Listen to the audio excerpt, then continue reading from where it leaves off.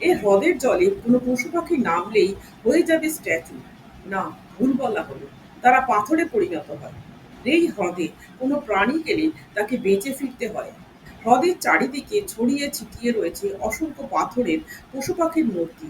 দেখে মনে হবে কোনো ভাস্করের নিখুঁত ভাস্কর্য। অবশ্য মূর্তি বলাও ভুল হবে, যেন জীবন্ত জীবাশ্ম। আবার মমিও বলা যায়।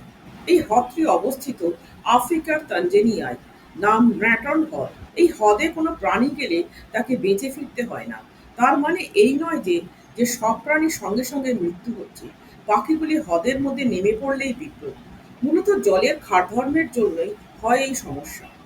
প্রচুর সোডিয়াম এবং কার্বনেট যুক্ত ট্র্যাকাইট লাভা দিয়ে বহুকাল আগে তৈরি হয়েছিল ম্যাটন হ্রদের তলদেশ। পাখিগুলি যখন উপর দিয়ে উড়ে যায় তখন তাদের চোখ ধাঁধিয়ে যায়। দূর থেকে লেকের জল মনে হয় লাল রঙের।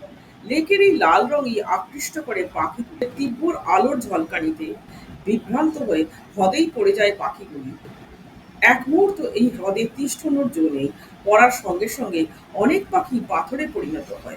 মিশরের মমির মতোই স্থির হয়ে জলের উপর পড়ে থাকে।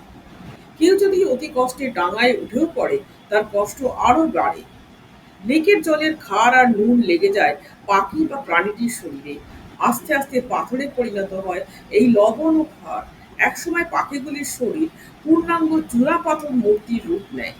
সেই কারণে একে মৃত প্রাণীর হ্রদ বা খুনির হ্রদও বলা হয়ে থাকে।